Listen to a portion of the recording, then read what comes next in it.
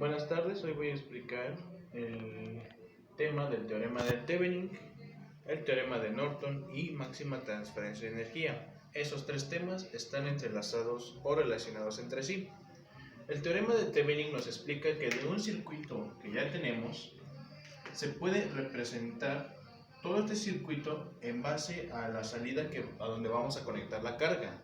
Es decir, si yo tomo como salida este punto llamado A y este punto llamado B, donde aquí convenientemente colocaremos el nodo de referencia o el de tierra, este circuito se puede convertir en una fuente de voltaje conectada a una resistencia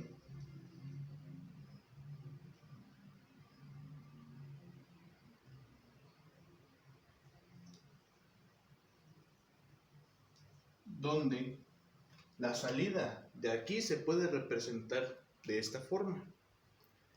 La manera de transformar todo este circuito en un circuito con una simple fuente de voltaje y una resistencia consiste en saber qué voltaje tenemos en estos puntos y asimismo cuál es la resistencia interna de todo el circuito.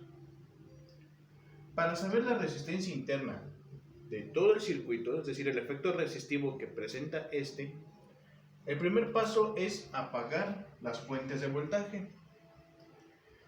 Al momento de apagar las fuentes de voltaje, apagando las fuentes de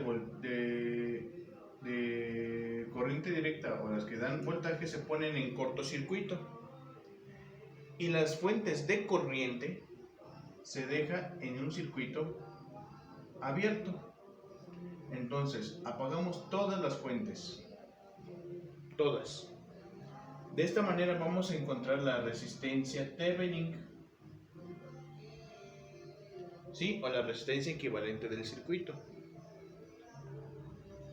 Una vez que apagamos las fuentes, lo que procede es simplificar el circuito de componentes resistivos que tengamos, es decir, las resistencias las vamos a sumar para saber cuánto hay de resistencia en estos dos puntos. Entonces, como todas estas están en cortocircuito, se puede ver que nada más es un lazo. Aquí es un circuito abierto, quiere decir que aquí no va a haber ningún efecto. Como es un circuito abierto, la resistencia entre estos puntos pues es infinita. No lo tomamos en cuenta. Lo que nos queda es que la resistencia Thevenin o el circuito equivalente aquí, tenemos el punto A, el punto B, aquí está la resistencia 5. Ojo, el hecho de que aquí esté conectada la resistencia no quiere decir que la resistencia Thevenin va a tener este valor, ¿sí? Hay que simplificar todo en una sola resistencia. Entonces la siguiente resistencia que va a ser es una resistencia en paralelo. Esta resistencia en paralelo, llamándola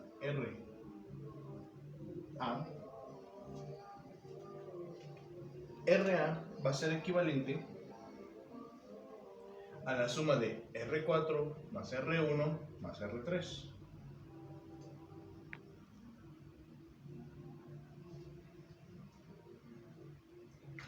Porque esta conexión está en serie. Pero aquí estos nodos tienen tres ramas. Una la de salida, otra para la resistencia 5 y otra para el lazo completo. Entonces, por último, nos deja que la resistencia Thevenin va a ser igual a la resistencia 5 en paralelo a la resistencia A.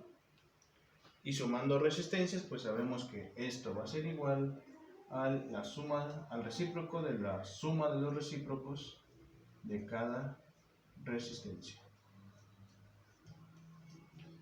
Ya encontramos la resistencia Thevenin.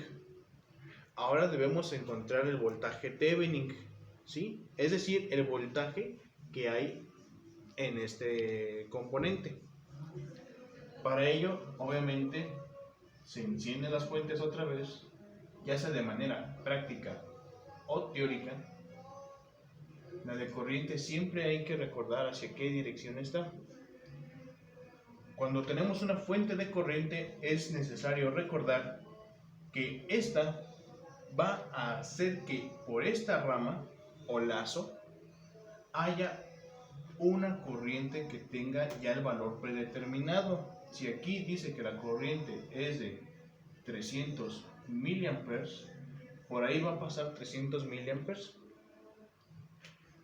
Ahora, para encontrar el voltaje de AB o el voltaje Thevenin, es necesario aplicar con los conceptos básicos de circuitos. ¿Qué nos indica? O los conceptos que vamos a ocupar es el método de mallas, el método de nodos, el método de superposición. Sí está activo.